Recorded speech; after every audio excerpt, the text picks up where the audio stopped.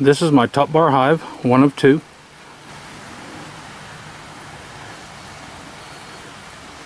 Bees are working hard.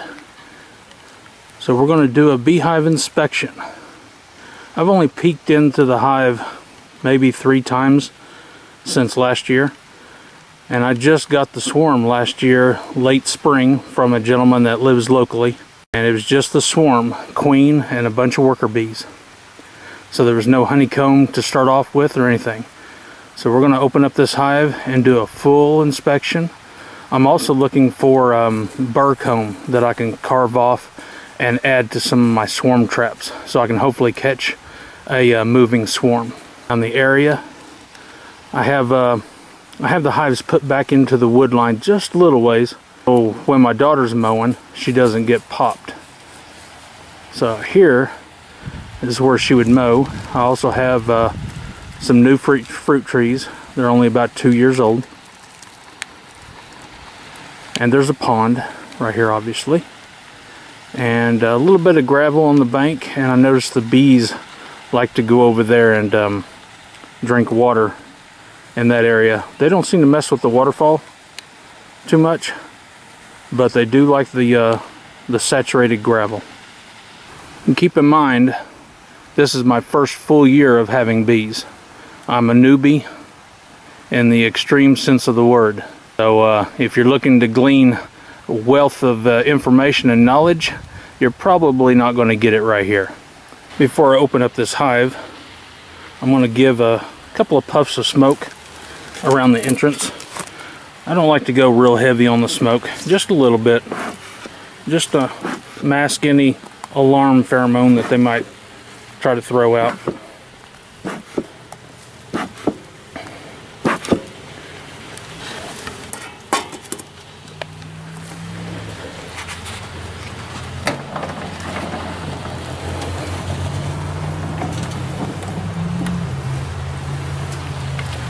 Okay, these are the top bars.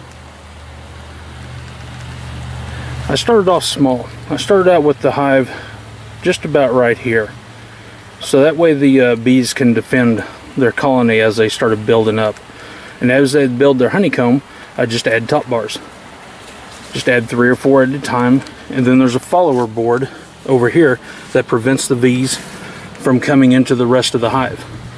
Now as the hive grows, I just keep on adding, and I just keep sliding this follower board further back until it's all the way to the back and I have one very large hive. This particular top bar hive is 4 feet long.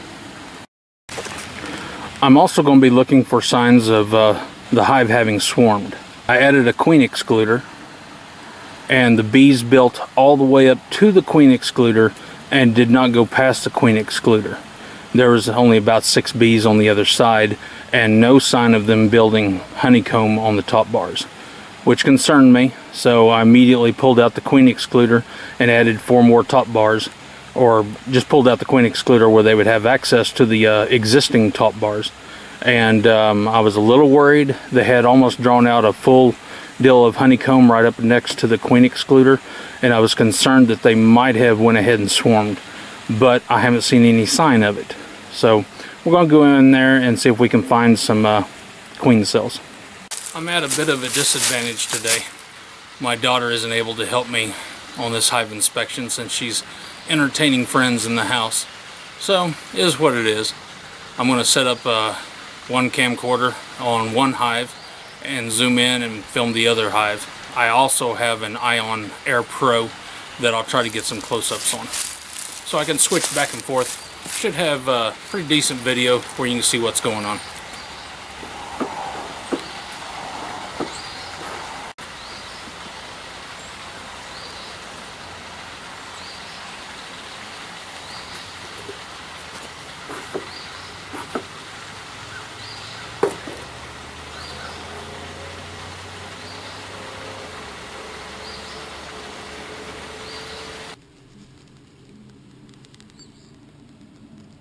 I don't know how the video looks in there, but hopefully you can see something. I have some sharp knives to be able to cut the honeycomb from the sides just in case it's attached to the side without tearing the honeycomb. Also, sharp knife to cut the burr comb off.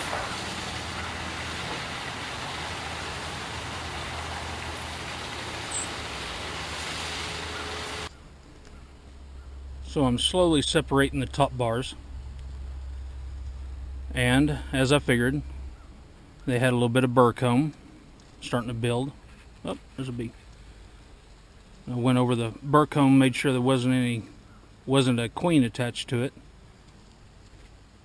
Don't want to turn loose. That's okay. It's not the queen, so I'm not worried about it. Now just keep on working my way through here, cutting the burr comb loose and removing any extra propolis.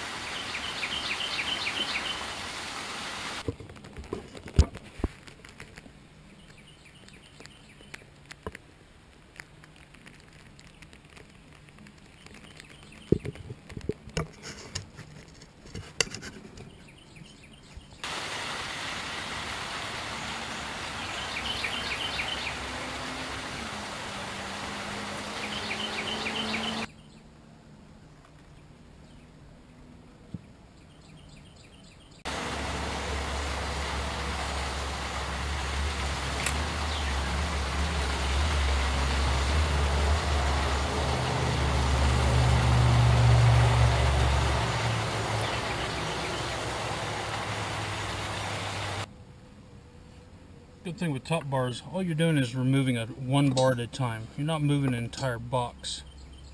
For somebody that might have shoulder problems or older, that can be a huge plus.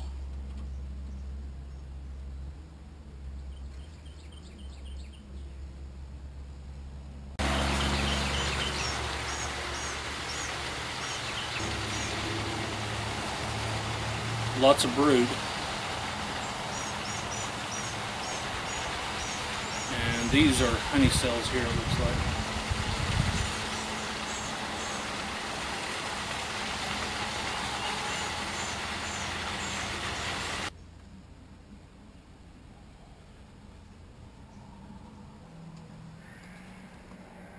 Now I got some of my top bars too far apart, and the bees filled it in with propolis, which is fine. But by making it too far apart, it actually gave my bees access to the rest of the hive, or the rest of the top bar hive, where I did not want them to go. Just going slow and methodically through this. Not in any hurry.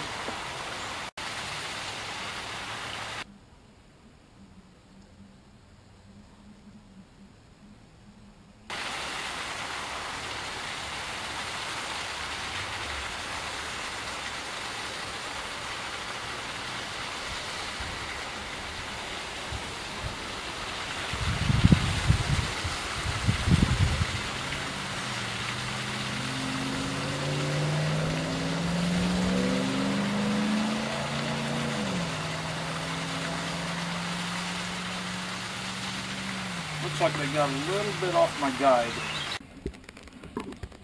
which caused a bulge on the other side, but it's not too bad, so I don't think I'm going to worry about it.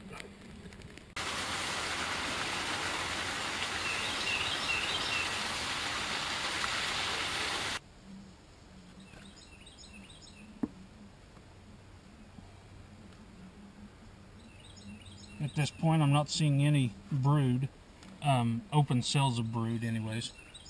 So I'm going to keep on looking.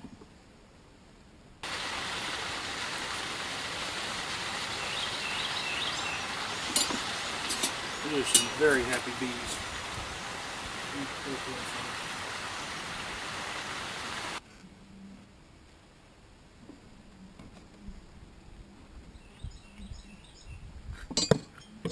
There's some very happy bees.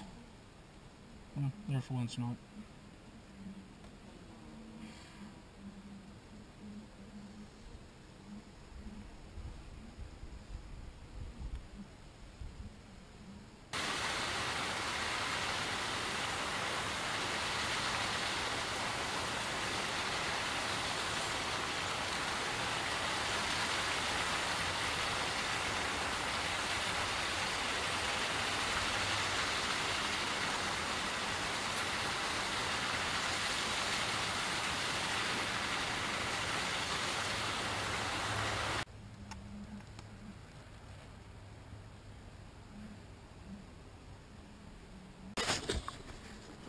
I have a little bit of honeycomb bulging out.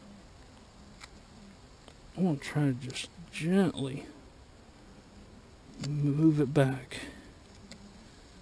We'll have to rebuild that a little bit.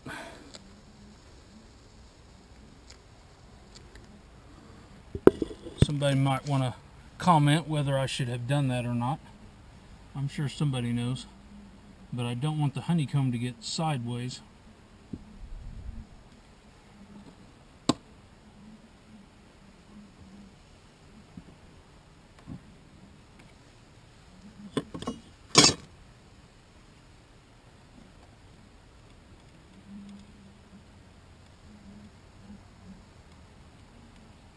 This is beautiful.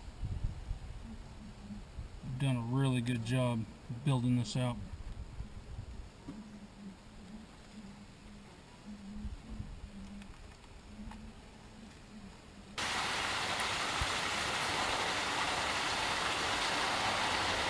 I've got a little bit of propolis over here that's going to prevent me from closing or pushing this top bar all the way over. So I'm going to go ahead and shave that off.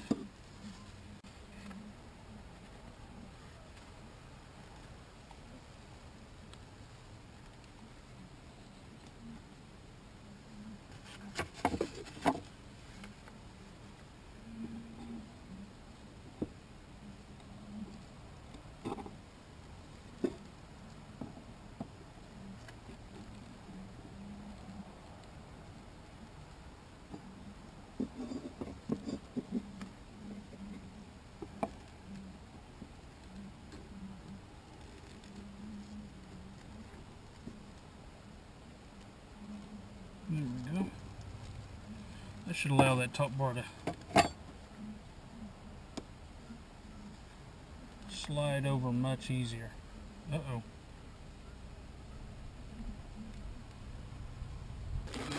Right there. It's one of those cells I was watching for. Now again, I'm a rookie to this, but I believe that is probably a queen cell. I'll get some further information on that. There's nothing in there.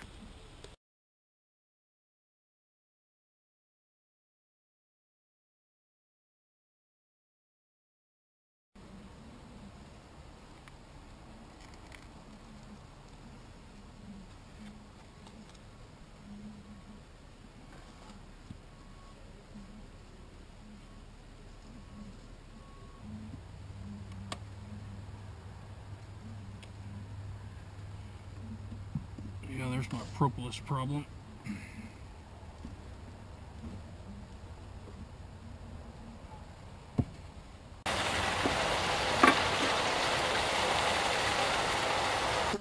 Here's where I left my top bars too far apart, and they filled it in with propolis. So I'm going to shave all that back so we can get this top bar closed, and it doesn't allow a lot of draft in there. It doesn't allow a lot of insects to crawl in there, and, or a hiding spot for other things that I don't want in this hive. I'm just shaving it right across the top.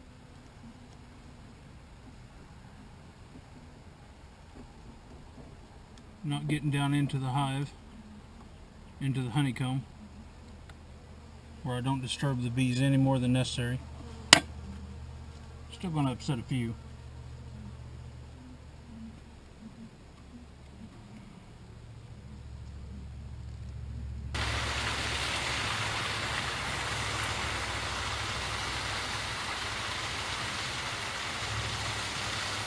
Lots of young bees.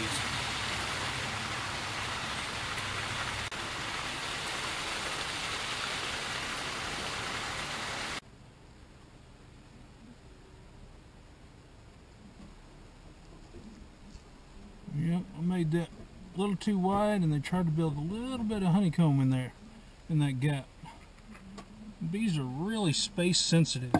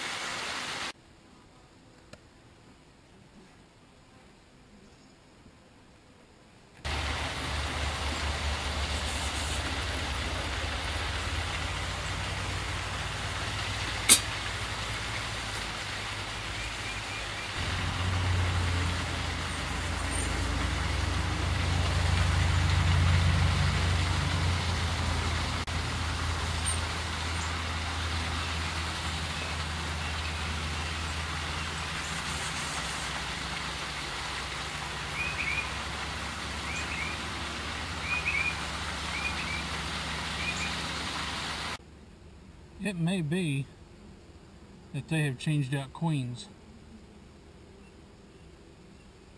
because I'm not seeing any larvae at all, but lots of capped brood.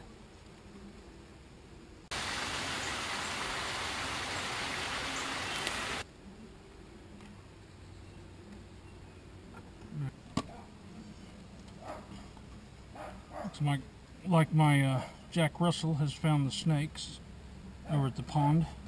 It's breeding season right now, and there was a large ball of water snakes over there, 6 to 8 of them, all balled up.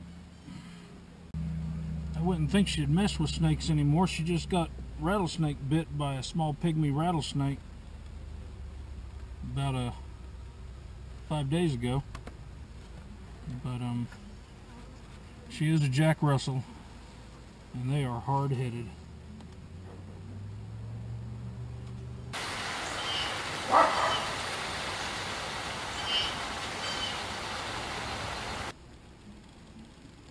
I saw absolutely no beehive beetles in this hive, which actually kind of surprises me. I expected to see at least some, but there's nothing.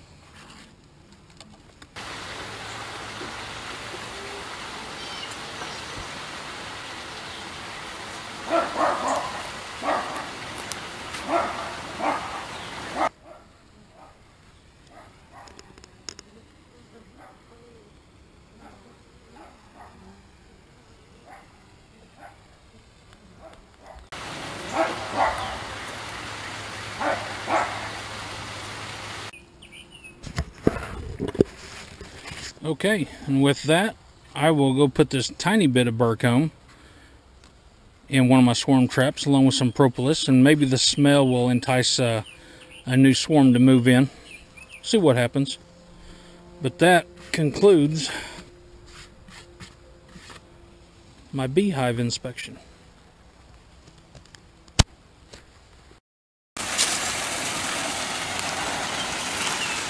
Well, our little Jack Russell's going nuts over here. She apparently hasn't learned her lesson about messing with snakes. Yep, there's one right there.